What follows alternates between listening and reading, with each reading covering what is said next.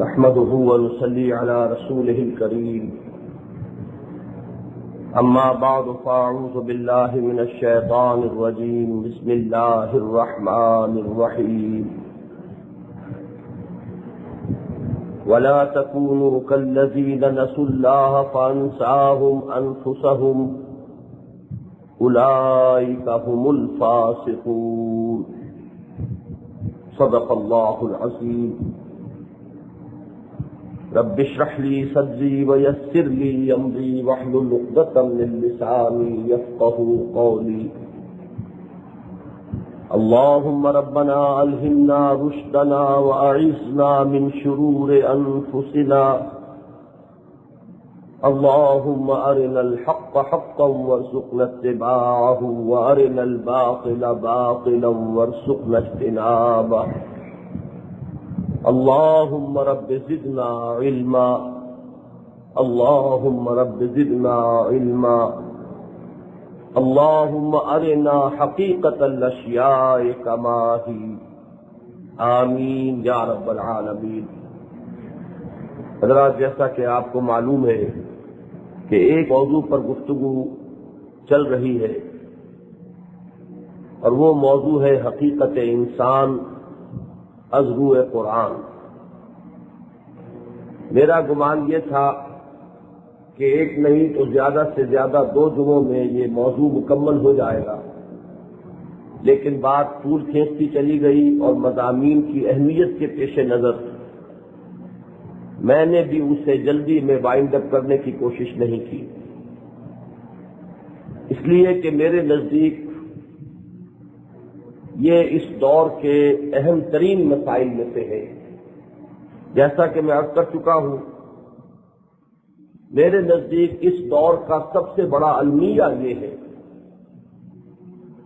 کہ انسانوں کی ایک عظیم اکثریت، غالب اکثریت، اپنے آپ کو محض ایک ارتقاء یافتہ حیوان سمجھتی ہے۔ اس سے بلند تر یا اس سے بالا تر اپنی کسی حقیقت سے انسان واقف نہیں رہا، جبکہ دین و مذہب کا معاملہ اس کے بالکل برعکس نظر آتا ہے۔ ان باتوں کو اگر چھوڑ بھی دیا جائے کہ جن کا خصوصی تعلق ہے صوفیاء کرام کے ساتھ، اگرچہ میں اس بات کو تسلیم کرتا ہوں کہ اسلام کا حقیقی فلسفہ اور اسلام کا حقیقی تصوف اور اسلام کی حقیقی حکمت وہ صوفیہ ہی کے پاس ہے، لیکن معاملہ کچھ نزاعی بن جاتا ہے بعض حلقوں میں۔ لہذا اگر ان سے قطع نظر کر لیا جائے تب بھی قرآن مجید جس عظمت انسانی کو بیان کرتا ہے وہ مسجود ملائک ہے، تمام فرشتے اس کے سامنے جھکائے گئے، اس کو وہ علم دیا گیا کہ جو فرشتوں کے پاس بھی نہیں، یہ کائنات اس کے لیے مسخر کر دی گئی، اسے خلافت عطا فرمائی گئی۔ تورات میں ہے اور حدیث نبوی میں ہے کہ خلق اللہ آدم علی صورتہ، اللہ نے آدم کو اپنی شکل پر پیدا کیا۔ قرآن مجید میں ہے لما خلقت بیدی، اس آدم کو میں نے اپنے دونوں ہاتھوں سے بنایا۔ تو محض قرآن اور حدیث ہی کی باتیں اگر لی جائیں، اس لیے کہ صوفیاء کی باتوں میں کوئی اختلاف کی گنجائش ہو سکتی ہے، تب بھی سوال یہ ہے کہ اگر انسان محض ایک ارتقاء یافتہ یا ترقی یافتہ اگر حیوان ہے تو پھر ان دونوں چیزوں کے مابین مطابقت کس طرح ہو سکتی؟ یہ ہے وہ مسئلہ۔ اور رمضان کے مہینے میں یہ کیوں چھڑ گیا؟ اس کی وجہ یہ ہے کہ خوراک، کھانا پینا یہ اس انسان کی بنیادی ضرورت ہے۔ انسان اگر کھاتا نہیں ہے تو مزمحل ہو جاتا ہے، اس کے قبا مزمحل ہوتے ہیں۔ سوال یہ کہ اس میں کیا حکمت ہے؟ انسان کو بھوکا اور پیاسا رکھنا جس سے لامحالہ اس کی قوت کارکردگی میں فرق پڑتا ہے، کوئی نہیں کہہ سکتا کہ کوئی فرق واقع نہیں ہوتا۔ یہ سب کچھ ہے تو پھر یہ ایکسرسائز، یہ مشقت، یہ اتنی محنت کیوں کرائی جا رہی ہے؟ اگر تو انسان کی اصل حقیقت اس کا یہ بدن ہے تو بدن کے لیے یہ خوراک جو ہے لازمی ہے، ناگزیر ہے، اس کی تقویت کا موجب ہے، اس کی نرشمنٹ کا ذریعہ ہے، اس کی انرجیز جو ڈپلیٹ ہو جاتی ہیں ان کو دوبارہ ان کی ریجوینیشن، اس کا ذریعہ یہ خوراک ہے۔ تو یہ خوراک کی یہ بندش اور یہ بھوک اور پیاس کس لیے؟ یہ بات بھی سمجھ میں نہیں آ سکتی جب تک کہ اس حقیقت انسان کو سمجھ نہ جائے۔ یہ وجہ ہے کہ یہ گفتگو ماہ رمضان مبارک میں شروع ہوئی۔ اب جو کچھ میں نے پہلے جمعے میں بیان کیا تھا آج اس کا تو میں کوئی اعادہ سرے سے نہیں کروں گا، ورنہ بات آج بھی شاید مکمل نہ ہو سکے۔ البتہ پچھلے جمعے میں جو باتیں ہوئی تھی ان کو ذہن میں تازہ کیجیے۔ میں نے یہ عرض کیا تھا کہ اس گتھی کو سلجھانے کے لیے جو کلید ہے وہ یہ حقیقت ہے کہ دو عالم ہیں بالکل ایک دوسرے سے مختلف۔ میں ایک دوسرے سے جدا نہیں کہہ رہا، آپس میں وہ ملے ہوئے۔ یہاں فرشتے موجود ہیں، دو فرشتے میرے ساتھ ہر وقت موجود ہیں، کرامن کاتبین، اور وہ عالم امر کی شے ہے، اس عالم خلق کی شے نہیں ہے۔ اسی طرح میری روح میرے وجود میں ہے لیکن وہ اس عالم خلق کی، اس عالم آب و گل کی شے نہیں ہے۔ قل الروح من امر ربی، تو یہ دونوں عالم ایک دوسرے سے جدا نہیں ہیں لیکن ایک دوسرے سے قطعاً مختلف، قطعاً متضاد۔ شاہ ولی اللہ دہلوی رحمۃ اللہ علیہ نے ان کی جو سب سے زیادہ معرکۃ الآراء تصنیف سمجھی جاتی ہے، حجت اللہ البالغہ، میں نے سمجھی جاتی ہے کہا ہے اس لیے کہ متوسط عقول کے لیے وہی ایک کتاب ہے کہ جس تک رسائی ممکن ہے۔ شاہ صاحب کے کچھ اور رسائل ہیں جو تصوف اور فلسفے کے موضوع پر ہے، عام آدمی ان کو سمجھ نہیں سکتا، لہذا وہ اتنے معروف اور مشہور نہیں، بلکہ ان کے پوتے شاہ اسماعیل شہید نے اپنے دادا کے ان رسائل کو سمجھانے کے لیے کتاب لکھی ابقات۔ وہ کتاب اتنی مشکل ہے کہ دانتوں پسینہ آتا ہے اچھے اچھے علماء کو اس کو پڑھتے ہوئے، لیکن جو عقول متوسطہ ہیں ان کے لیے سب سے اہم کتاب جو ہے شاہ صاحب کی رحمۃ اللہ علیہ وہ ہے حجت اللہ البالغہ، اور اس کا پہلا باب جو ہے اس میں شاہ صاحب نے اللہ تعالیٰ کے 3 افعال بنیادی معین کیے۔ پہلا فعل ہے اللہ کا ابداع، کریشن ایکس نہیلو، عدم محض سے کسی چیز کو وجود بخشنا۔ دوسرا فعل ہے خلق، خلق یہ ہے کہ ابداع کے نتیجے میں جو چیز وجود میں آ چکی اب اس سے نئی چیزیں بنانا۔ مثلا یہ کہ لکڑی ہے، بڑھئی نے لکڑی سے میز بنا دی، مٹی پہلے سے تھی، پانی پہلے سے تھا، اللہ نے اس کو گوندھ کر اس میں خمیر اٹھا کر انسان بنا دیا۔ آگ پہلے سے تھی، اس کی لپٹ سے جنات کی پیدائش کر دی۔ تو کسی شے سے شے کا بنانا یہ خلق ہے، اور بغیر کسی شے کے کسی شے کا بنانا یہ ابداع ہے، بدیع السماوات والارض۔ اور تیسرا اللہ تعالی کا فعل ہے تدبیر۔ اب اسی عالم خلق میں اور عالم امر میں اللہ کا حکم جاری و ساری ہوتا ہے، چیزوں کا الٹ پھیر ہے۔ یکبر اللیل علی النہار، وہ رات کو لپیٹ کر لے آتا ہے دن پر۔ یولج اللیل فی النہار ویولج النہار فی اللیل، یہ ہے تدبیر۔ تو یہ 3 بنیادی افعال ہیں شاہ ولی اللہ دہلوی رحمۃ اللہ علیہ کی رائے کے مطابق۔ یوں سمجھیے کہ ابداع کا جو عالم ہے جس میں عدم محض سے کوئی شے وجود میں آتی ہے، محض اللہ کے کلمہ کن سے، بغیر اس کے کہ کوئی شے پہلے سے موجود ہو، کوئی مادہ تخلیق ہو، وہ جو اشیاء ہے وہ عالم امر سے متعلق ہے۔ اس عالم امر میں اس کی شان یہ ہے کہ وقت بالکل صرف نہیں ہوتا، ٹائم ایلیمنٹ انوالوڈ ہی نہیں۔ انما امرہ اذا اراد شیئا ان یقول له کن فیکون، وما امرنا الا واحدۃ کلمح بالبصر۔ ہمارے امر کا معاملہ جو ہے وہ تو بالکل ایسے ہے جیسے نگاہ ادھر سے ادھر ہو، بس کوئی ٹائم نہیں۔ جبکہ خلق میں وقت لگتا ہے، خلق السماوات والارض فی ستۃ ایام، آسمان اور زمین کو پیدا کیا 6 دنوں میں، اور یہ دن کون سے ہیں؟ وَإِنَّ يَوْمًا عِندَ رَبِّكَ كَأَلْفِ سَنَةٍ مِّمَّا تَعُدُّونَ، یہ کم سے کم مقدار آئی ہے کہ تیرے رب کے نزدیک جو دن ہے وہ 1000 برس کا ہے۔ وَإِنَّ فِي يَوْمٍ كَانَ مِقْدَارُهُ 50,000 سَنَةً، 50,000 برس کی مقدار بھی آئی۔ تو جسے جدید سائنس میں ملینمز کہا جاتا ہے وہ اللہ تعالیٰ کے دن ہے۔ آپ کو معلوم ہونا چاہیے کہ عربوں کے ہاں الف سے آگے گنتی ہی نہیں تھی، وہ تو الف الف الف پھر چلائیں گے، 1000 کو 1000 سے ضرب دیتے جائیں گے، باقی ان کے ہاں کوئی حرف تھا ہی نہیں۔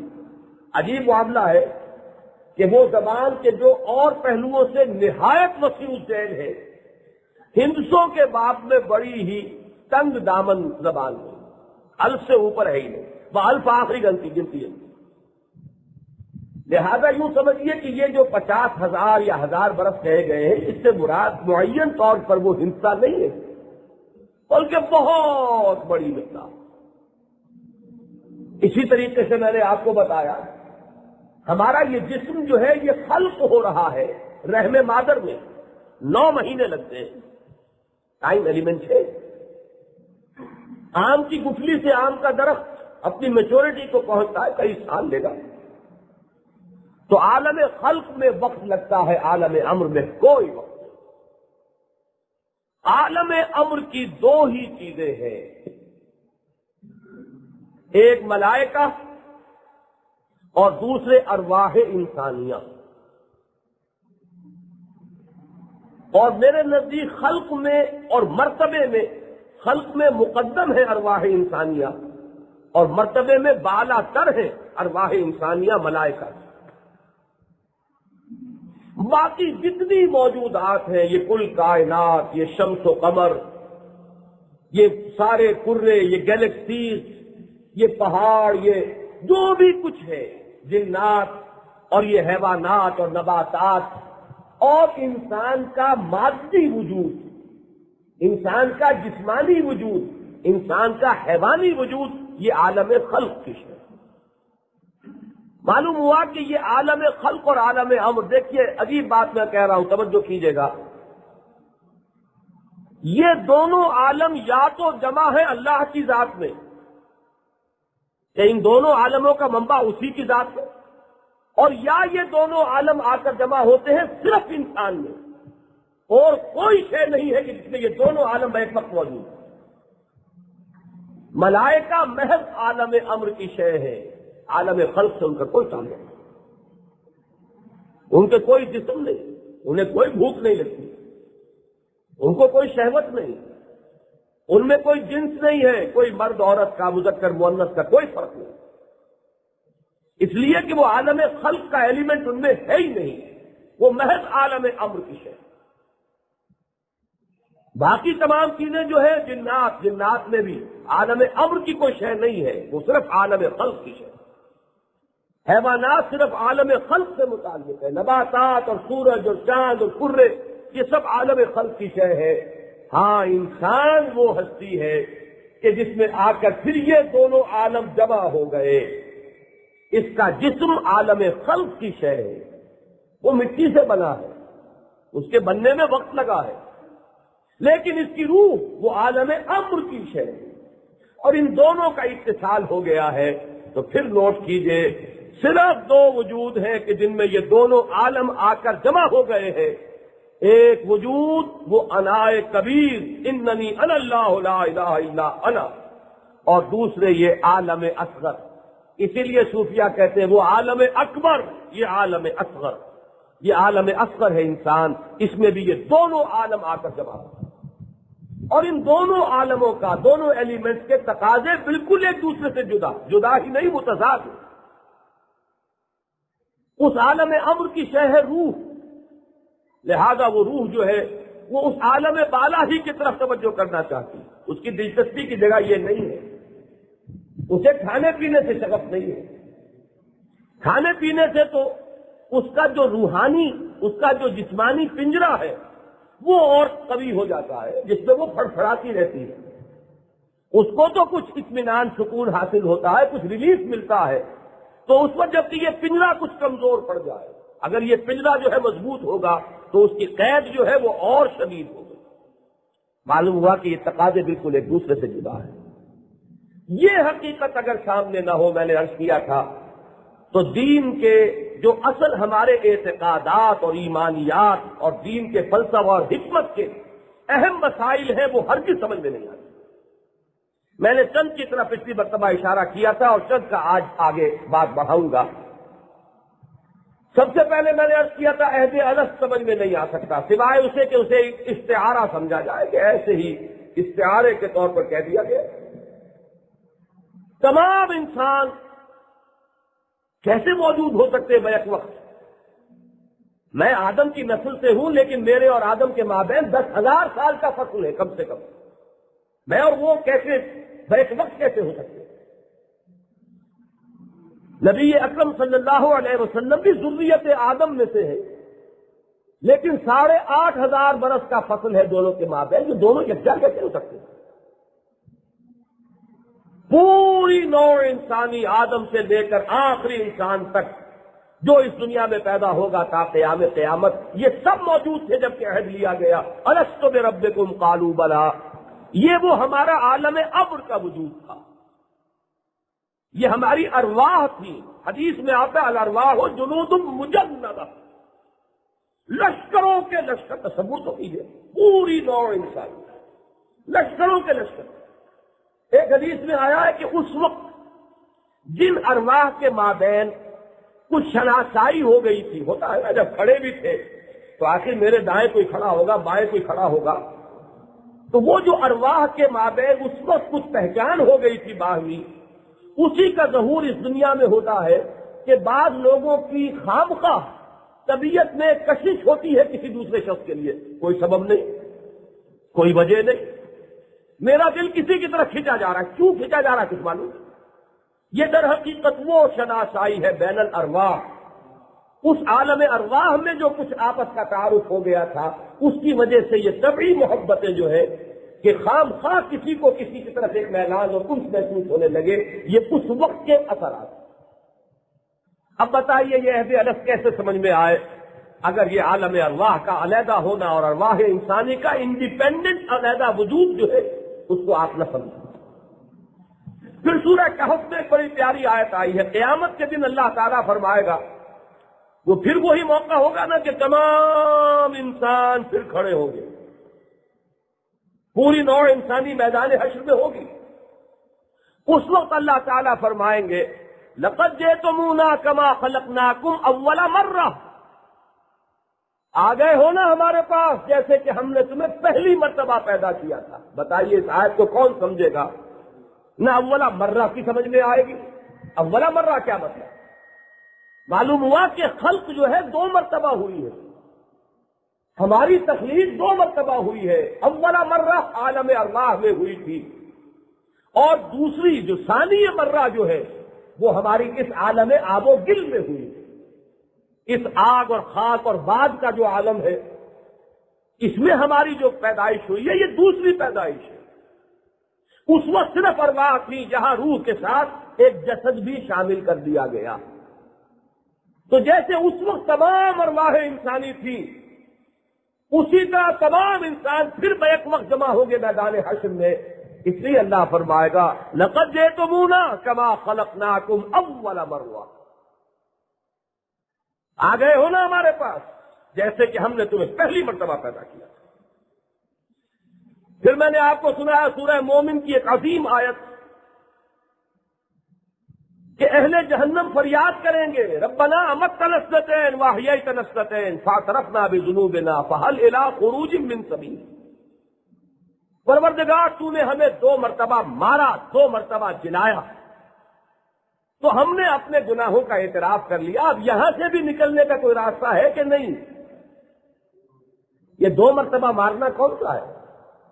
2 مرتبہ احیاء کون سا؟ ہمیں تو ایک احیاء معلوم ہے کہ مریں گے اور زندہ کیے جائیں گے، یہ تو 1 مرتبہ کا احیاء ہوا۔ ہم اس سے پہلے 1 مرتبہ مر چکے ہیں، 1 مرتبہ جی چکے ہیں، اس لیے کہ وہ عالم ارواح میں جو تخلیق ہوئی تھی اس کے بعد ایک موت وارد ہو چکی، اور موت ہے کیا؟ ایک نیند ہے، اس کے سوا کچھ نہیں۔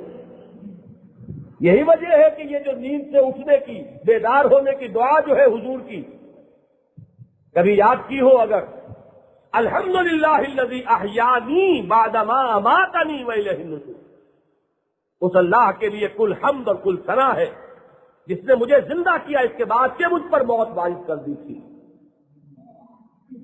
سورہ زمر میں فرمایا اللہ یتوفی الانفس حین موتہا والتی لم تمت فی منامہا، اللہ تعالیٰ قبض کر لیتا ہے روح کو موت کے عالم میں بھی، اور جن کی ابھی موت واقع نہیں ہوئی ہوتی ان کی نیند کے عالم میں کوئی شے قبض ہو جاتی ہے۔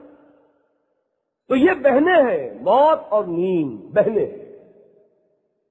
تو ایک موت پہلے آ چکی، ہم سلا دیے گئے، کسی کولڈ سٹوریج میں ڈال دیے گئے جہاں ہم منتظر تھے اپنی باری کے۔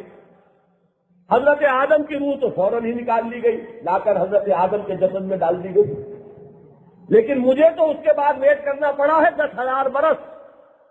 10,000 برس کی ایک نیند میں سو چکا ہوں، تب کہیں اس عالم آب و گل میں وہ جو جسد مادی میرا تیار ہوا رحم مادر میں، اس کے ساتھ میری وہ روح لا کر شامل کی گئی۔ اسی کی حضور نے حدیث میں خبر دی ہے صلی اللہ علیہ وسلم۔ حضرت عبداللہ ابن مسعود رضی اللہ تعالی عنہ فرماتے ہیں کہ حضور نے بتایا وہ صادق المصدوق، حضور سچے ہیں، کوئی بات تمہاری سمجھ میں نہ آئے سب میں ماننی پڑے گی، ان کی سچائی کی گواہی دی ہے اللہ نے۔ اگر تمہاری سمجھ میں آنا ہی جو ہے اسی پر دار و مدار ہو ماننے کا، تو دین کا تو 90% حصہ ختم ہو جائے گا۔ دین کے احکام کچھ سمجھ میں آ سکتے ہیں، لیکن اعتقادات کا تو بہت سا حصہ وہ ہے جو ہماری سمجھ سے بالا کرے۔ فرشتے کو ہم کیا سمجھیں گے؟ آخرت کا ہم کیا تصور قائم کریں گے؟ بعث بعد الموت ہم کیسے سمجھیں گے؟ تو فرمایا کہ حضور نے ارشاد فرمایا کہ ماں کے پیٹ میں 40 دن تک تو نطفے کی شکل میں رہتا ہے انسان، 40 دن پھر وہ علقہ بنتا ہے، 40 دن مضغہ بنتا ہے، اور 120 دن کے بعد اللہ تعالیٰ فرشتے کو بھیجتا ہے اور وہ اس کے ساتھ اس کی روح کو لا کر شامل کر دیتا ہے۔ یہ کیسے حقائق سمجھ میں آئیں گے اگر یہ بات سمجھ میں نہ آئے؟ اور یہ میں آپ کو بتا دوں، ہمارے اس دور کے جدید مفکرین جن پر کے جدید مادہ پرستانہ فکر کی چھاپ ہے، عقلیت جو ہے جدید سائنٹیفک ریشنلزم، جو لوگ اس سے متاثر ہیں وہ ان حقائق کی تہ تک نہیں پہنچ سکتے، اس لیے کہ وہ روح کے علیحدہ وجود کو مانتے ہی نہیں۔ روحانیت تو انہیں گالی معلوم ہوتی ہے، کوشش کرتے ہیں کہ روح کا لفظ اور روحانیت کا لفظ کہیں ان کے قلم سے ٹپک نہ جائے، اور ایسے ایسے محمل جملے پھر وہ لکھ دیں گے، اس لیے کہ بس ایک تعصب ہے، ادھر سے ہٹنا، اس سے بچنا جو ہے وہ چونکہ طے کر لیا ہے، لہذا بڑی ہی غیر منطقی باتیں ماننے پہ مجبور ہو جائیں گے۔ جیسا کہ میں نے آپ کو بتایا تھا کہ ایک مفسر صاحب لکھتے ہیں عہد انس کے بارے میں، یہ عہد انسان کی تخلیق سے پہلے عالم غیب میں لیا گیا۔ کیا معنی اس کے؟ تخلیق ہی نہیں ہوئی تو کس سے لیا گیا؟ یوں نہیں کہنا چاہتے کہ اجساد انسانیہ کی تخلیق سے قبل ارواح انسانیہ سے لیا گیا، یہ بات کہے تو بات سمجھ میں آ جائے، لیکن روح کی بات کہنی پڑے، اور روح جو ہے وہ تو گالی بن گئی اس دور میں۔ اسباب اس کے ہیں روحانیت میں، جس طرح کی غلط چیزیں آ کے شامل ہو گئیں، تصوف میں جس طریقے سے ہندی فلسفہ اور نیو پلیٹونک اثرات جو ہے وہ شامل ہو گئے، رد عمل ان چیزوں کا ہے، یہ میں مانتا ہوں۔ وہ تو جدید مادہ پرستی جو ہے وہ بھی رد عمل ہے عیسائیت کا، ایک نہایت غلط مذہبی نظام تھا جس کا رد عمل یہ ہے کہ مذہب سے نفرت ہو گئی نوع انسانی۔ یہ بات دوسری ہے کہ اسباب ہیں ہر شے کے، لہذا تصوف سے بعد کے بھی اسباب ہیں۔ علامہ اقبال کے اشعار کو جنہوں نے سب سے زیادہ استعمال کیا ہے، عمر کے آخری دور میں آ کر علامہ اقبال اور تصوف نامی کتاب لکھ کر علامہ اقبال کے 70% 75% نظریات کی نفی کر دیتے ہیں۔ کیوں؟ اس لیے کہ تصوف سے بعد ہے۔ یہ صورتحال کیوں پیش آتی ہے کہ وہ جو سائنٹیفک ریشنلزم ہے اس کی ذہنوں پر چھاپ ایسی ہے کہ اس کی وجہ سے وہ حقائق جو لطیف تر حقائق ہیں وہ اپنے ذہن کی گرفت میں آتے نہیں، لہذا ان کی نفی انسان کرتا۔ اسی طرح میں نے عرض کیا تھا کہ یہ جو حضور فرماتے ہیں، اور یہ حدیث ہے، مجھ سے ایک بزرگ نے پچھلی مرتبہ پوچھ لیا تھا اور صحیح پوچھا تھا کہ تم تو کہتے ہو کہ اول ما خلق اللہ نوری، تو اس کی صنعت کیا ہے؟ حالانکہ میں نے عرض کر دیا تھا کہ محدثین کے نزدیک یہ حدیث قابل قبول نہیں ہے۔ البتہ محدثین اس حدیث کو جو مانتے ہیں، یہ تو ترمذی کی روایت ہے اور امام ترمذی اسے حدیث حسن کہہ رہے ہیں کہ حضور سے پوچھا گیا صلی اللہ علیہ وسلم، یا رسول اللہ متى وجبت لك النبوہ، اے اللہ کے رسول آپ کو نبوت کب ملی؟ فرمایا والآدم بین الروح والجسد، ابھی آدم روح اور جسد کے بین بین ہی تھے، روح آدم ابھی جسد آدم میں پڑی نہیں تھی، میں اس وقت بھی نہیں تھا۔ کیسے توجیہ کریں گے؟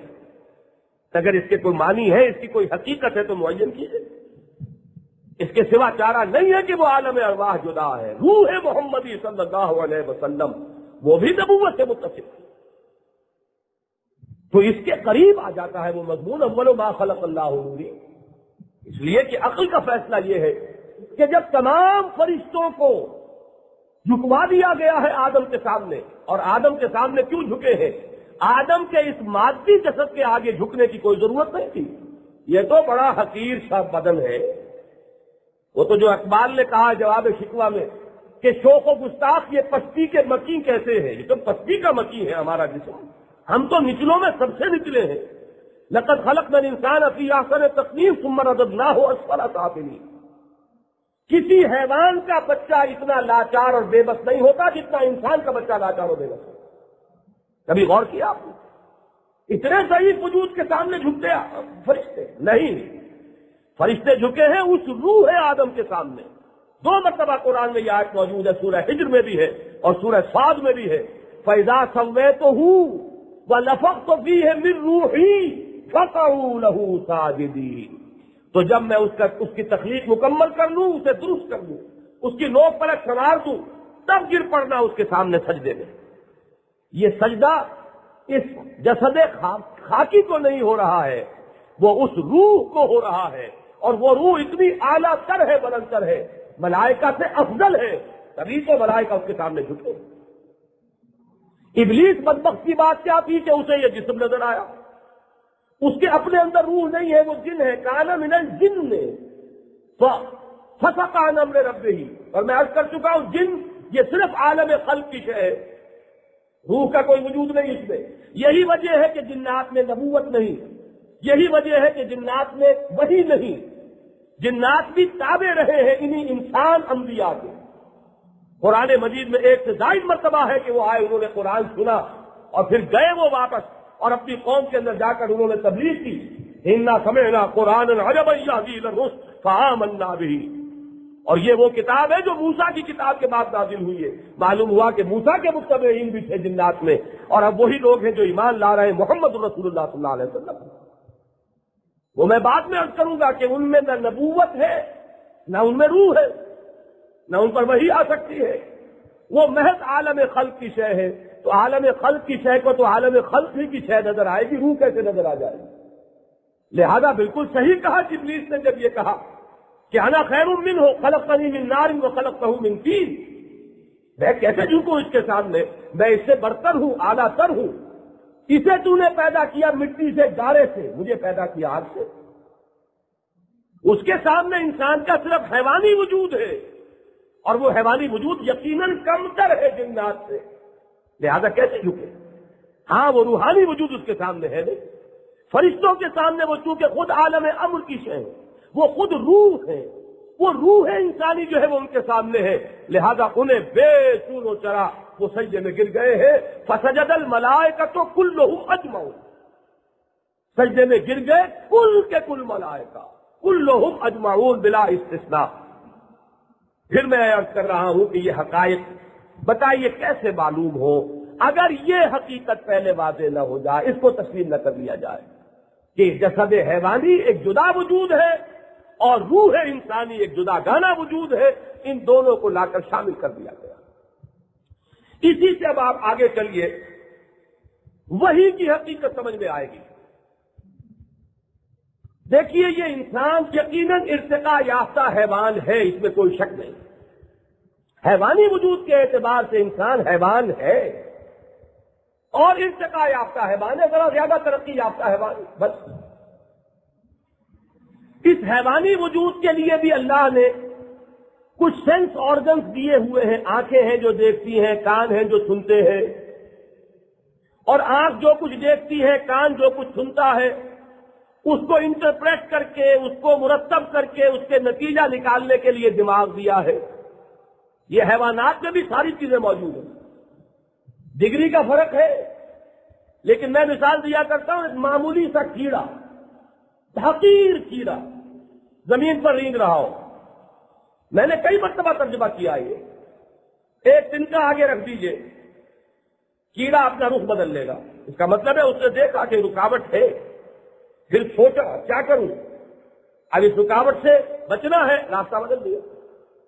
آپ پھر جدھر اس نے رخ موڑا ادھر پھر رکھ دیجئے دن کا، وہ پھر ایک مرتبہ رخ بدلے گا، تیسری مرتبہ پھر کیجئے پھر رخ بدلے گا.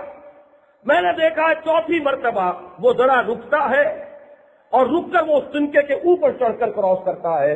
گویا کہ اس نے محسوس بھی کیا، اس نے سوچا بھی، اس نے غور بھی کیا.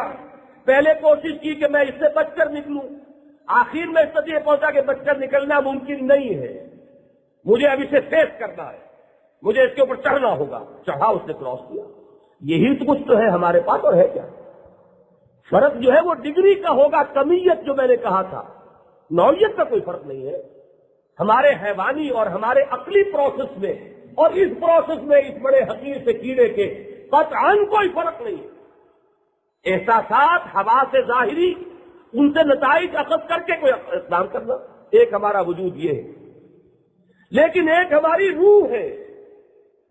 یہ روح جو ہے یہ بھی مدرک ہے. اب لفظ ذرا ثقیل ہو گیا. ادراک کسے کہتے ہیں؟ کسی شے کا علم حاصل کرنا. اس روح کے اپنے چینلز ہیں جن سے یہ علم حاصل کرتی ہے. یہ روح ان آنکھوں کی محتاج نہیں ہے دیکھنے کے لیے، اس کے دیکھنے کے لیے کوئی اور آنکھ ہے، اس کے سننے کے کوئی اور کان ہے. اس کی اپنی ایک عقل ہے، عقل روحانی، اس کا اس عقل سے کوئی تعلق نہیں ہے. یہ عقل حیوانی ہے اور عقل روحانی، اور روح کے سننے اور دیکھنے کی قوتیں قلب کے اندر ہے. یہ قلب ہے جو مسکن روح ہے. روح کا تعلق اس کے ساتھ. یہی وجہ ہے کہ قرآن مجید قلب کے بارے میں کہتا ہے کہ وہ سوچتا ہے، وہ غور کرتا ہے. لہم قلوب لا یعقلون بہا، ان کے قلوب تو ہے لیکن اس سے عقل نہیں لیتے. معلوم ہوا کہ قلب کی بھی ایک عقل ہے، ایک یہ اس دماغ کی عقل ہے، ایک قلب کی عقل ہے.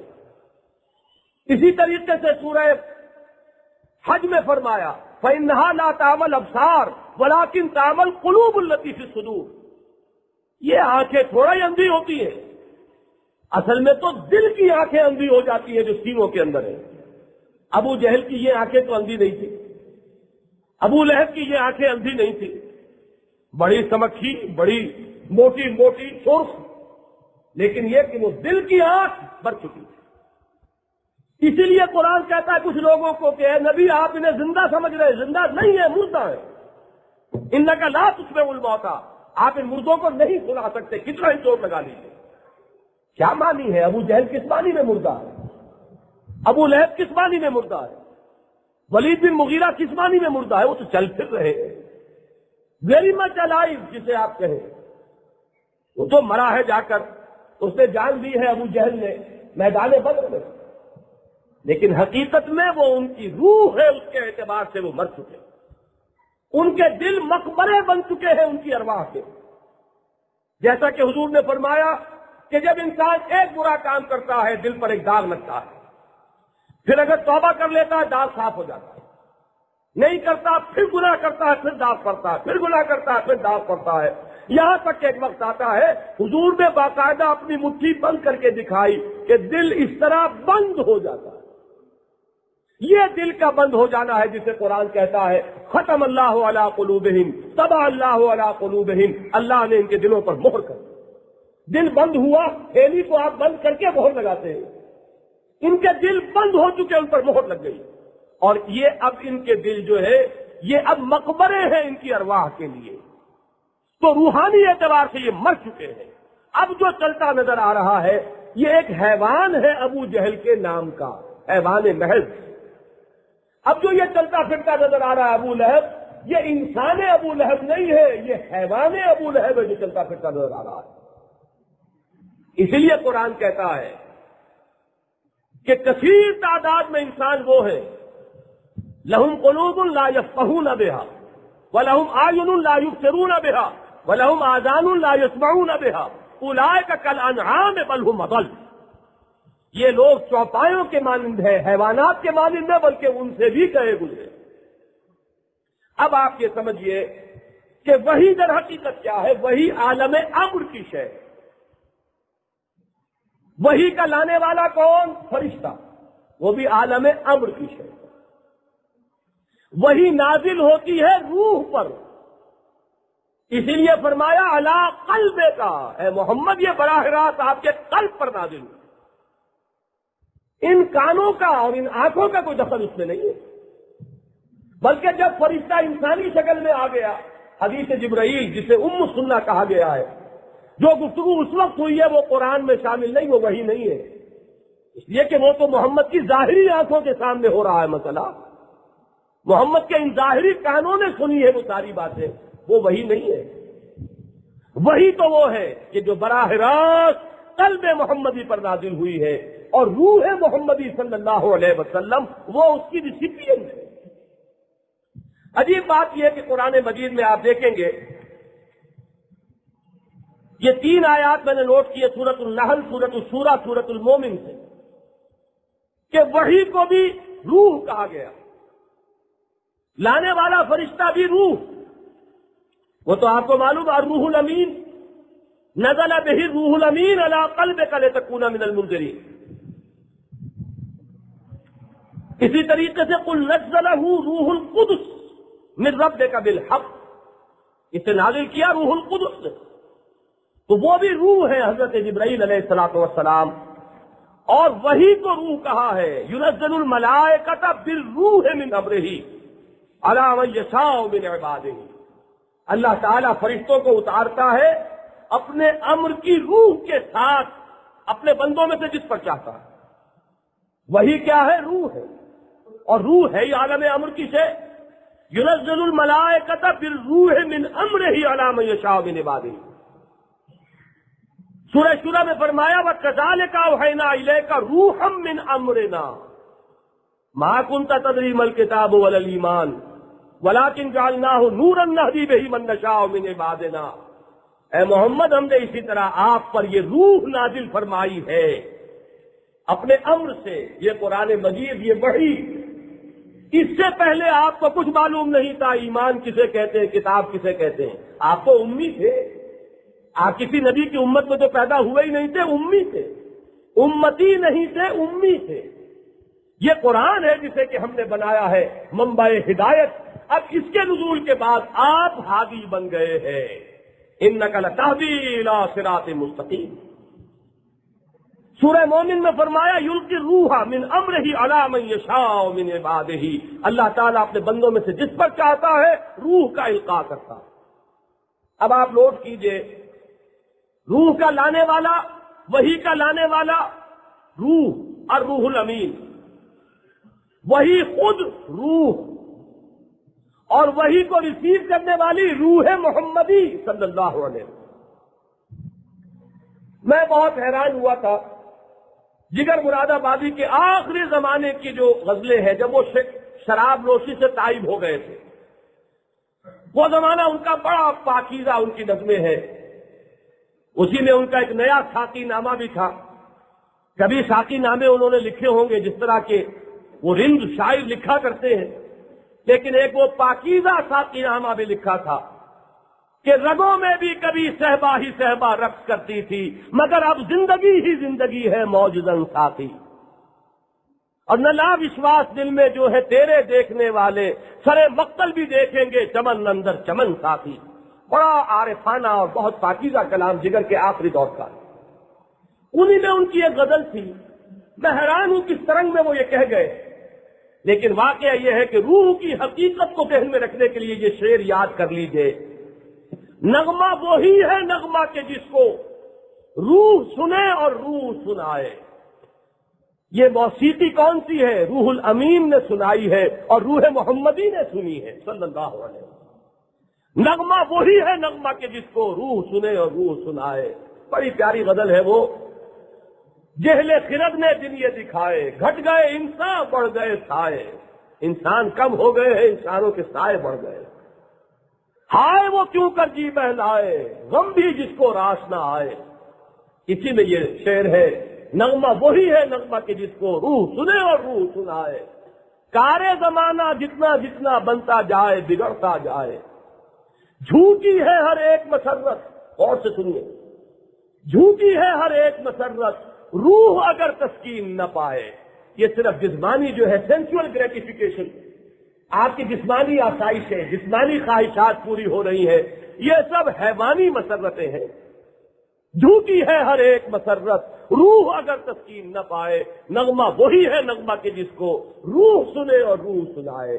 وہ ہے نغمہ وحی، جس پر کہ بڑا پیارا شعر مولانا شبیر احمد عثمانی رحمۃ اللہ علیہ نے اپنے والد ماجد کا نقل کیا ہے اپنے حواشی قرآن میں.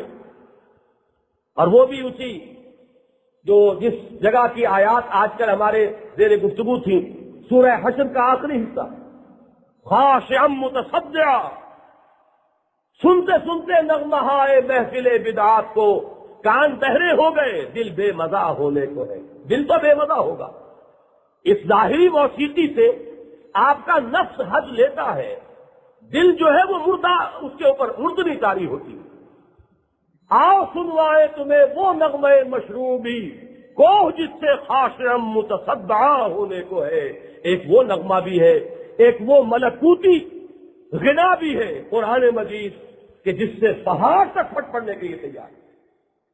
تو یہ روح کی وحی کی اصل حقیقت سمجھ میں نہیں آ سکتی جب تک کہ یہ بات نہ سمجھی جائے کہ یہ روح ایک علیحدہ شے ہے اور روح ریسیپینٹ ہے وحی کی. لانے والا بھی روح ہے، روح الامین فرشتہ. اور یہی دونوں چیزیں، اور اس میں وحی کو شامل کر لیجئے، یہ تین حقیقتیں ہیں عالم امر. اب اگر یہ نہ سمجھ میں آئے، غور کیجئے، تو ٹھوکر کھائیں گے لامحالہ. اور سر سید احمد نے کھائی ٹھوکر، جس نے وحی چونکہ فرشتے کو نہیں مانا، لہذا وحی کی ایسی غلط توجیہ کی ہے کہ اس کے اوپر واقعہ یہ ہے کہ اگر کچھ لوگ اس حد تک بھی جائیں کہ کفر کا فتویٰ لگائیں. یہ دوسری بات ہے کہ سر سید احمد کی جو خدمات ہیں، ملی خدمات، وہ اتنی زیادہ ہے، اور ان کا خلوص جو ہے، ان کی محبت حضور کی ذات کے ساتھ، وہ اتنی اثر من الشمس ہے کہ اس معاملے میں ذرا زبان بند رکھی جائے، ورنہ فرشتے کا انکار جو ہے خالص ٹیکنیکلی اگر کہا جائے تو وہ کفر بن جائے گا. اور یہی تھی وہ گمراہی اور وہ ٹھوکر کہ جو لگی تھی. ڈاکٹر فضل الرحمان کو وہ سن 68 کو یاد کیجیے، وہ جو ماشاء اللہ تھا ایوب خان کا ماشاء اللہ، اس کے خلاف پہلی ہلچل جو شروع ہوئی تھی وہ تو عید الفطر کے موقع پر ہوئی تھی 68 کے فروری میں. اور اصل جو ہنگامہ شروع ہوا تھا وہ ڈاکٹر فضل الرحمان کی کتاب اسلام کے خلاف، اور اس میں یہی مسئلہ تھا روح کا اور وحی کا. حقیقت وحی پر انہوں نے بڑی گمراہ کن باتیں کی کہ یہ بھی کہنا صحیح ہے کہ قرآن اللہ کا کلام ہے، لیکن یہ کہنا بھی اتنا ہی صحیح ہے کہ قرآن محمد کا کلام ہے صلی اللہ علیہ وسلم. میں نے اس وقت بھی لکھا تھا کہ صرف فضل الرحمان کو گالیاں مت دو، یہ بات تو وہ ہے کہ جو سر سید احمد لکھ گئے ہیں، گمراہی گمراہی ہے. سر سید نے تو یہاں تک کہہ دیا، ان کا شعر ہے فارسی کا، شعر ہونے کے اعتبار سے تو واقعی پیارا شعر ہے. ز جبریل امی قرآن و پیغام نمی خام، ہما گفتار معشوقش قرآن کے مندارم، مجھے جبریل کا کوئی لایا ہوا قرآن وران نہیں چاہیے. معاذ اللہ ثم معاذ اللہ، نقل کفر نہ باشد. میرے پاس جو قرآن ہے وہ تو میرے معشوق کا کلام ہے. اب معشوق کون ہے؟ اگر آپ پکڑیں گے تو کہہ دیں گے اللہ ہے، چھوٹ جائیں گے. اور حقیقت میں یہاں جو بات کہی جا رہی ہے معشوق، وہ در حقیقت محمد رسول اللہ کو کہا جا رہا ہے. ہما گفتار معشوق قرآن کے مندارم جبریل امی قرآن و پیغام نمی تھا. مجھے نہیں چاہیے کوئی قرآن جبریل کا لایا ہوا، بلکہ میرے نزدیک تو یہ قرآن جو میرے پاس ہے یہ کل کا کل میرے معشوق کا کلام ہے. یہ زمانی بات انہوں نے کہی، یہی زمانی بات اسی طرح کی ڈاکٹر فضل الرحمان نے کہی. اسی طرح آگے چلیے، دیکھیے وحی کا سلسلہ بند ہو چکا، کسی شک و شبے کی گنجائش نہیں. وحی نبوت کا سلسلہ ختم ہو چکا محمد رسول اللہ صلی اللہ علیہ وسلم. لیکن کیا ارواح انسانیہ بالکل مر چکی ہے؟ کیا کوئی زندہ روح کہیں موجود نہیں؟ یا یہ کہ ارواح انسانیہ سے وہ باطنی ان کی آنکھیں چھین لی گئی ہیں؟ قطعاً غلط. روح کا یہ میدان اب بھی ہے. چنانچہ یہ ذہن میں رکھیے، یہ بھی جدید جو لوگ مفکرین ہیں اسلام کے، وہ ان کی بھی نفی کرتے نظر آئیں گے. کشف کیا ہے؟ کوئی چیز بغیر کسی ظاہری ذریعے کے معلوم ہو گئی. مجھے اگر یہ معلوم ہو جائے کہ اس وقت فلاں شہر کے فلاں کونے میں کیا ہو رہا ہے، کہاں سے معلوم ہوا؟ کشف کا انکار آپ نہیں کر سکتے. وہی یہ نبوت بند ہوئی ہے، کشف بند نہیں ہوا. وہی یہ نبوت کا سلسلہ ختم ہوا، الہام ختم نہیں ہوا. وہی یہ نبوت کا سلسلہ ختم ہوا، رویائے صادقہ ختم نہیں ہوا. احادیث سے صحیح ہے، حضور فرماتے ہیں کہ لم یبقى من النبوۃ الا المبشرات، اور الرؤیا الصالحہ جزء من الدعاء النبوہ. یہ سچا خواب. آپ نے آج ایک واقعہ دیکھا خواب میں، چند دنوں کے بعد ہو بہو وہ واقعہ آپ نے دیکھ لیا. یہ آپ نے کہاں سے دیکھ لیا واقعہ؟ کس نے دیکھا؟ آپ کی آنکھوں نے تو نہیں دیکھا تھا. آپ کے عقل میں وہ آ ہی نہیں سکتا. عقل تو تابع ہے میری آنکھ اور کان کے. سینس ڈیٹا جو ہے، جو ہوا سے ظاہری سے اسے معلومات ملتی ہیں، ان کو پروسیس کر کے کوئی نتیجہ نکال سکتی ہے، لیکن انڈیپینڈنٹلی تو وہ کوئی چیز نہیں لا سکتی. تو یہ کس نے دیکھا؟ یہ رویائے صالحہ، رویائے صادقہ، مبشرات، یہ اس روح انسانی کے معاملات ہیں جو چل رہے ہیں. اب بھی الہام کا سلسلہ جاری ہے. مسجد نبوی کے منبر پر کھڑے ہو کر خطبہ دے رہے ہیں عمر بن الخطاب رضی اللہ تعالیٰ عنہ، اور شام کا میدان جنگ، وہاں باقاعدہ مارکا ہو رہا ہے، اور ساریہ، حضرت ساریہ رضی اللہ تعالیٰ عنہ، ان سے ٹیکٹیکل مسٹیک ہو رہی ہے، ایک غلطی ہو رہی ہے. وہ جو ڈپلوائے کر رہے ہیں اپنی فورسز کو، اس میں وہ پہاڑ جو ہے اس کو اپنی پشت پر نہیں رکھ رہے، اور یہاں سے پکار رہے یا ساریہ تو الی الجبل، اے ساریہ کیا کر رہے ہو، کیا غلطی کر رہے ہو، پہاڑ کی طرف ہوگا. یہ کیا ہے؟ کون سا ٹیلی ویژن تھا؟ کون سا لاسلکی تھا اس وقت؟ معلوم ہوا کہ یہ وہ روح کے معاملات. اور یہ چیزیں میں آپ کو بتا دوں، یہ صرف ایمان یا اسلام کے ساتھ خاص نہیں ہے. آخر روح تو دوسرے انسانوں میں بھی ہے. وہ بھی تپسیاں کرتے ہیں، ریاضتیں کرتے ہیں، مشقتیں کرتے ہیں، بدن کے تقاضوں کو دباتے ہیں، مسلسل فاقے کرتے ہیں، اپنی روح کو اتنا قوی کر لیتے ہیں کہ وہ بھی کچھ نہ کچھ ادھر ادھر سے لے اٹھتی ہے. ان کو بھی کچھ خبریں مل جاتی ہیں، کشف ان کو بھی ہو جاتا ہے. لہذا کسی اولیاء اللہ میں سے کسی کے ولی ہونے کے لیے یہ چیز بنیاد نہیں ہے.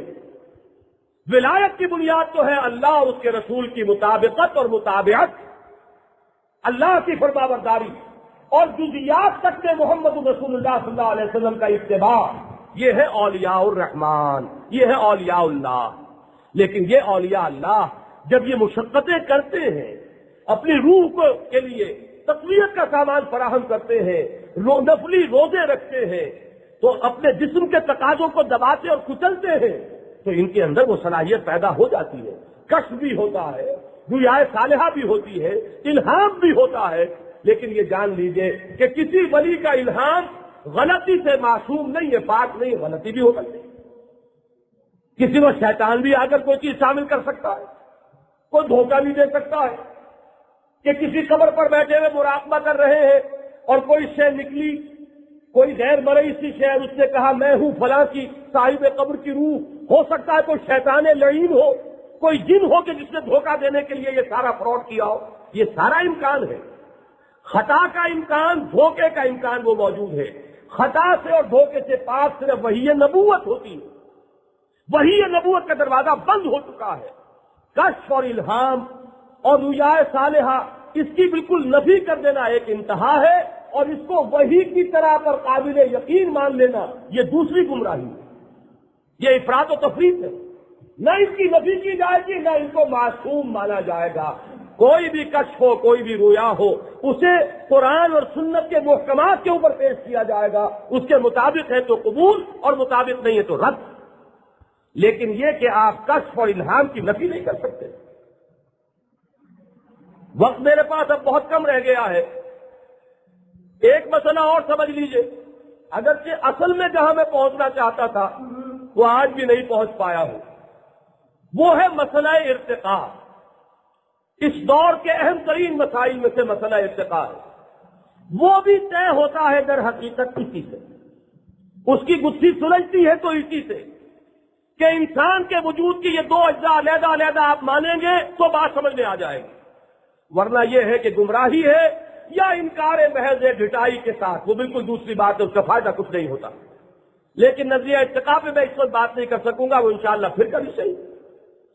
اس وقت ایک بات اور بیان کر دوں، یہ حضرت عیسیٰ علیہ السلام کا معاملہ کیا ہے؟ انہیں جو قرآن کہتا ہے روح منہ، یہ اللہ تعالیٰ کی ایک روح ہے، وَكَلِمَةٌ أَلْقَاهَا إِلَىٰ مَرْيَمَ، اور ایک کلمہ ہے کہ جو اللہ نے القا فرمایا مریم کو، معنی کیا ہوئے؟ بتائیے قرآن مجید میں یہ مضمون بار بار آیا کہ نہیں؟ اور بہت سے عیسائی پادریوں کو آپ نے دیکھا ہوگا اسی سے دلیل لاتے الوہیت مسیح کی، کہ دیکھو روح من ہو، محمد کو تو نہیں کہا روح من ہو، کہا ہے؟ نہیں کہا صلی اللہ علیہ وسلم۔ پھر یہ کہ یہ کلمۃ القاہا الی مریم، اس کی بھی توجیہ سمجھیے۔ دیکھیے جو باتیں میں عرض کر چکا ہوں اس کو ذہن میں رکھیے۔ پھر ایک عالم امر، ایک عالم خلق۔ عالم خلق میں وقت بھی لگتا ہے اور اس کے کچھ لنکس ہیں کہ فلاں سے فلاں، فلاں سے فلاں، فلاں سے فلاں، وہ سٹیجز بائی سٹیجز جو ہے وہ پروسیس آگے بڑھتا ہے، وہ ایک چین ریئیکشن ہے، چلنا شروع ہو گیا، بات چلتی گئی۔ یہ سارا کا سارا جو ہے طبعی قوانین کے تحت ہوتا رہتا ہے، آپ سے آپ۔ اس میں اللہ تعالیٰ کہیں پر اگر اس قانون کو توڑے گا تو اسے ہم خرق عادت کہتے ہیں، معجزہ کہتے ہیں۔ جیسے پانی اپنی سطح برقرار رکھتا ہے، قانون یہی ہے، لیکن حضرت موسیٰ کا عصا اللہ تعالیٰ کے حکم سے سمندر پر پڑا اور پانی پھٹ گیا۔ قال کل فرق کالطود العظیم، ہر حصہ جو ہے ٹیلے کے مانند کھڑا ہو گیا۔ یہ کیا ہے؟ یہ خرق عادت ہے۔ یہاں اللہ کا ایک خصوصی کلمہ کن درکار ہوگا، ورنہ تو قانون یعنی قوانین طبیعہ کا جو چین جو چل رہا ہے وہ تو خود بخود چل رہا ہے، اللہ نے بنایا ہوا ہے قانون، لیکن اسے توڑنا ہوگا کہیں تو کلمہ کن، وہاں ایک اضافی کلمہ کن کی ضرورت ہوگی۔ بالکل اسی طرح کا معاملہ یہ ہے کہ انسانی پیدائش کا ایک نظام اللہ نے بنا دیا ہے، چل رہا ہے نظام، اس میں مرد کا نطفہ بھی ہے، عورت کا بیضہ بھی ہے، حمل قرار پانا بھی ہے، ادھر سے بھی کچھ جینز آ رہے ہیں، ادھر سے بھی کچھ جینز آ رہے ہیں، کچھ کروموزومز ادھر کے ہیں، کچھ کروموزومز ادھر کے ہیں، ملتے ہیں، پھر ان کی ڈویژن شروع ہوتی ہے، پروسیس ہے، ایمبریولوجی جنہوں نے پڑھی ہے، بہرحال اتنی باتیں تو ہر پڑھے لکھے آدمی کو معلوم ہے۔ اب یہاں ایک خرق عادت ہے کہ نطفہ مرد کے بغیر اس پروسیس کو چلنا ہے۔ اگر تو وہ اسی پروسیس سے چلنا ہو تو پھر کسی نئے کلمہ کن کی ضرورت نہیں ہے، کسی نئے عالم امر کی شے کی ضرورت نہیں ہے۔ وہ روح عیسیٰ جو ہے وہ تو تھی، جیسے روح محمدی بھی تھی، جیسے میری روح بھی تھی۔ وہ 120 دن کے بعد آ کر وہ روح جو ہے اس امبریو کے ساتھ شامل کرنا، یہ تو ہر انسان کے بچے کے ساتھ ہوتا ہے، یہ تو حضرت عیسیٰ کے ساتھ ہوا تو کوئی نئی بات نہیں ہوئی۔ ہاں نئی بات یہ ہوئی ہے کہ وہ جو فزیکل پروسیس کا جو چین تھا اس میں جو ایک خلا تھا، اس خلا کو اللہ نے اپنے خاص حکم کن سے پورا کیا۔ یہ حکم کن جو ہے یہ ہے کلمۃ القاہا الی مریم، یہ وہ خاص کلمہ ہے کہ جو اللہ تعالیٰ نے مریم کی طرف ان کو القاء فرمایا ہے، اس لیے حضرت مسیح علیہ السلام کی شان میں، اور چونکہ یہی کلمہ کن جو ہے عالم امر کی شے ہے اور روح عالم امر سے ہے، لہذا یہ گویا کہ ایک اضافی روح ہے۔ وجود عیسیٰ میں علیہ الصلوۃ والسلام صرف وہ روح نہیں ہے کہ جو روح ازل میں پیدا کی گئی تھی اور جس نے اپنے رب سے عہد کیا تھا الست بربکم قالوا بلی، بلکہ یہ بن باپ کے پیدا ہونے کی وجہ سے جو خرق عادت ہوا ہے، اور اس فزیکل ایلیمنٹ کی جگہ پر بھی اللہ تعالیٰ کا ایک خصوصی کلمہ کن جو آیا ہے، یہ ہے جس کو کہا جا رہا ہے یہ روح من، یہ اللہ تعالیٰ کی طرف سے خاص حکم، اللہ کا ایک خاص روح ہے کہ جس نے یہ روپ دھارا ہے حضرت عیسیٰ علیہ الصلوۃ والسلام کی تخلیق میں، اور اس لنک کی جگہ لی ہے جو کہ نطفہ رجل سے، مرد کے نطفے سے جو کام ہونا تھا وہ اس کی بجائے اللہ کے خصوصی کلمہ کن سے۔ یہ بات کیسے سمجھ میں آئے اگر یہ سارا معاملہ جو ہے پس منظر وہ سامنے نہ ہو کہ تخلیق کے یہ دو مراحل ہے اور یہ تخلیق اس طریقے سے طے پا رہی ہے۔ اس طرح حضرت عیسیٰ علیہ السلام روح منہ وکلمۃ القاہا الی مریم۔ آخری بات جو عرض کروں گا آج وہ ہے اس عصمت صوم کے بارے میں۔ اب آخری جمعہ ہے، جہاں سے گفتگو شروع ہوئی تھی، جس وجہ سے شروع ہوئی تھی، چند جملے اس کے بارے میں کہہ دوں گا۔ اصل مسئلہ کیا ہے؟ دیکھیے، جنہیں ہم عبادات کہتے ہیں ان میں ویسے تو سر فہرست نماز ہے، نماز کے بعد دوسرے نمبر پر زکوٰۃ ہے۔ جتنی مرتبہ قرآن میں نماز اور زکوٰۃ کا حکم آیا ہے، صوم کا تو نہیں آیا، حج کا بھی نہیں آیا۔ حج کی فرضیت کا بیان صرف ایک جگہ آیا، وَلِلَّهِ عَلَى النَّاسِ حِجُّ الْبَيْتِ مَنِ اسْتَطَاعَ إِلَيْهِ سَبِيلًا۔ دو جگہ پر حج کے مراسک اور مناسک جو ہے ان کا بیان آ گیا بس۔ صوم کا تو حکم بھی اور حکمت بھی کل کی کل ایک جگہ قرآن میں ہے، باقی تو کفارے وغیرہ کے ضمن میں صوم کا ذکر آ جاتا ہے، ورنہ مستقل بذات ذکر کہیں بھی نہیں۔ یہ ہے ریلیٹو امپورٹنس کا معاملہ ایک خاص پہلو سے کہ جو تکرار ہے اور زور ہے اور ایمفیسس ہے اور بار بار جو دہرایا جا رہا ہے وہ صوم کا حکم نہیں ہے، وہ صلاۃ اور زکوٰۃ کا ہے۔ لیکن دوسری طرف ہمیں وہ حدیثیں ملتی ہیں کہ جن میں صوم کی ایک خصوصی عظمت بیان ہوئی۔ یہ جو میرا کتاب کا عظمت صوم، اس کے شروع میں پہلے صفحے پر میں نے وہ حدیثیں دے دی ہیں، اور یہ احادیث متفق علیہا ہے۔ یہ ایسی ویسی حدیثیں نہیں ہیں، صوفیاء کی حدیثیں نہیں ہیں جن کی سند نہ ہو، بلکہ یہ حدیثیں ہیں متفق علیہ، بخاری اور مسلم دونوں کی متفق علیہ حدیث۔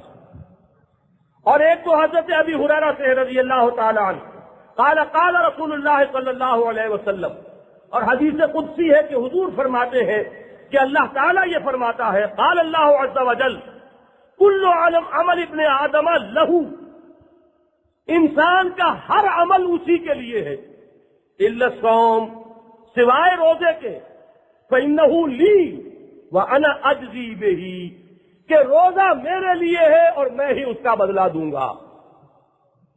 یہ کئی احادیث ہیں، میں صرف ایک سنا رہا ہوں، اس لیے کہ وقت جو ہے وہ ختم ہو رہا ہے۔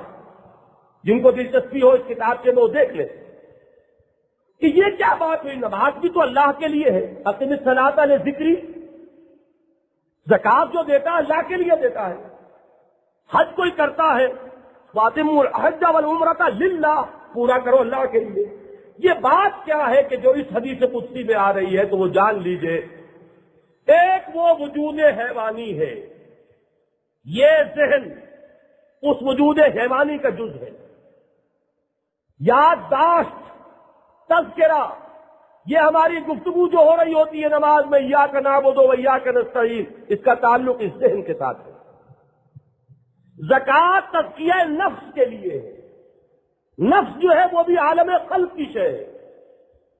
روزے کا سارا معاملہ یہ ہے کہ یہ روح کے لیے ہے، باقی تمام چیزیں جو ہے وہ ہمارے اس حیوانی وجود کے لیے، اس کی نفاست، اس کی تربیت، اس کا تزکیہ۔ لیکن روزہ جو ہے وہ کس کے لیے ہے؟ اس حیوانی وجود کو دباؤ، سپریس کرو، کٹ آف آل فوڈ، کھانا پینا بند کرو، مطمئن کرو اس کو، تاکہ وہ روح جو ہے اسے کچھ ریلیف حاصل ہو، یہ جو بھاری بیڑیاں پڑی ہوئی ہیں اس کے پاؤں میں وہ ہلکی ہو، اسے کچھ سانس آئے اور وہ اپنے پروردگار کی طرف متوجہ ہو جائے۔ تو یہ روزہ در حقیقت ہے روح کے لیے، اور روح کا تعلق ہے ذات باری کے ساتھ براہ راست تعلق، کہ جس طریقے سے سورج کی شعاعیں ہیں کہ کروڑ میل دور آ کر بھی سورج سے منقطع نہیں ہے، اور اس کی ڈائریکشن بھی اب ہمیں بتایا گیا ہے کہ ایسی ہے کہ وہ بے تاب ہو کر سورج کی طرف لوٹ جانا چاہتی ہے، درمیان میں کوئی شے آ جائے اسے جذب کر لے وہ بات اور ہے، ورنہ اس کرن کی اپنی فطرت یہ ہے کہ وہ لوٹ جانا چاہتی ہے، اپنے مرکز کی طرف واپس جانا چاہتی ہے۔ یہی معاملہ ہے ارواح انسانیہ کا، یہ در حقیقت ذات باری تعالیٰ کے ساتھ براہ راست متعلق ہے، اس کو ہم سمجھ نہیں سکتے، ہمارے عقل و فہم میں تو اور بہت سی باتیں نہیں آتی، یہ کہاں آئیں گی، لیکن یہ جان لیجئے کہ تمام عبادات میں یہ عبادت صوم جو ہے اس کا تعلق روح کے ساتھ ہے، باقی تمام عبادات کا تعلق اس حیوانی وجود کی اصلاح اور اس کی تربیت اور اس کے تزکیے کے ساتھ ہے، اور روح کا تعلق ہے باری تعالیٰ کے ساتھ۔ تو فرمایا انہو لی، یہ میرے لیے ہے، وانا اجزی بہی، اور اس کو پڑھا گیا ہے انا اجزا بہی بھی، یہ بھی کہ میں اس کا بدلہ دوں گا، اور یہ بھی کہ میں خود ہی اس کا بدلہ ہوں۔ بارک اللہ لی ولکم فی القرآن العظیم ونفعنی وإیاکم بالآیات والذکر الحکیم۔